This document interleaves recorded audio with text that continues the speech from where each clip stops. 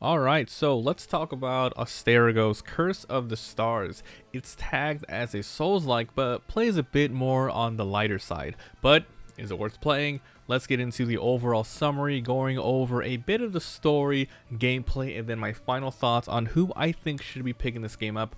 Let's get into it. It was developed by Acme Game Studio and published by Tiny Build. You can play it on PlayStation, Xbox, and Steam PC, which is the version I played on, and is currently going for $34.99 US.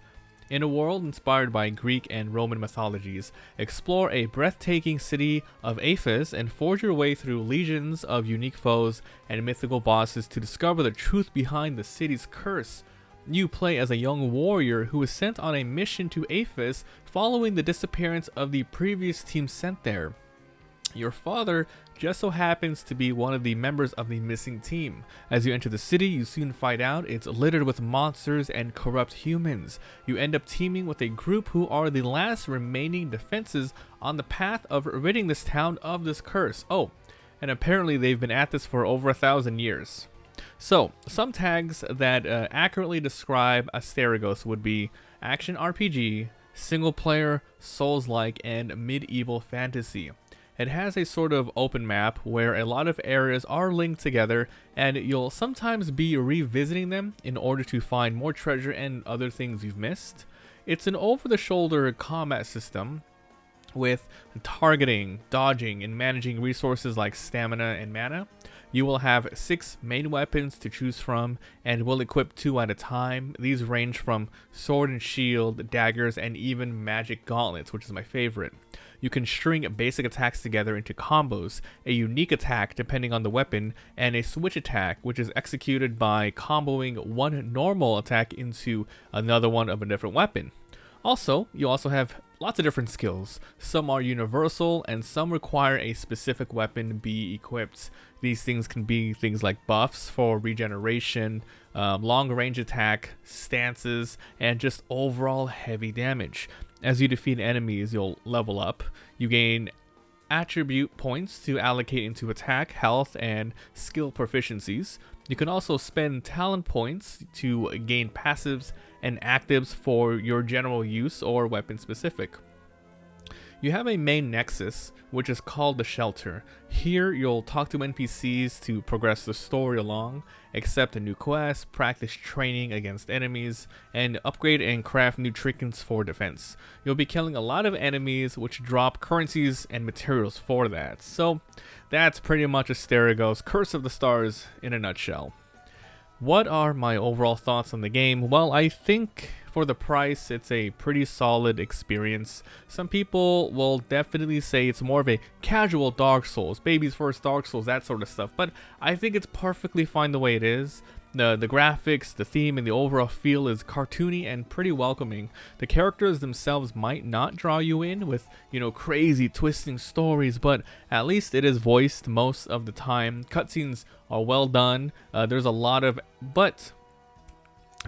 of exposition between scenes where you're sitting there while they spew out dialogue, while you aimlessly mash the A button, swinging the camera around also to make things more interesting. There's a lot of that. I played with an Xbox One controller, and it was fine with the button scheme that they had there. They have a different couple of ones, but I played with the default one.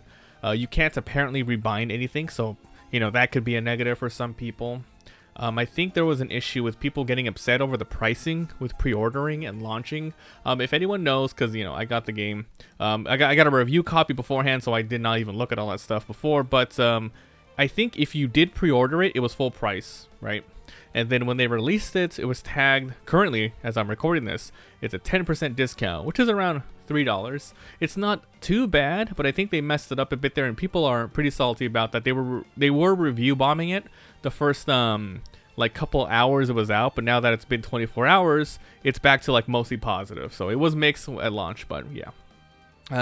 The combat itself is fine. It reminds me of, late PS2 and early PS3 games. That sort of era where you get lots of random fun, quaint adventures that won't blow your mind and be the next masterpiece that you'll talk about for years, but it will scratch that itch, if you want something that has a lot of exploration and decent combat and skill progression. Enemies can be dumb and a little repetitive, but at least there's reason to fight them again and again, experience, and a lot of loot. Boss fights are the highlights here, for sure. Lots of ways to take them down. You can brute force it, use elemental weaknesses, environmental hazards. If things get too rough, just use more consumables or turn the difficulty down. Whether or not you find the game too easy or not, I don't think that is the selling point here. As a whole, the package itself, with everything I can see here, it's perfectly fine. There might be bugs here or there, but they can always iron those out. Take it as it is.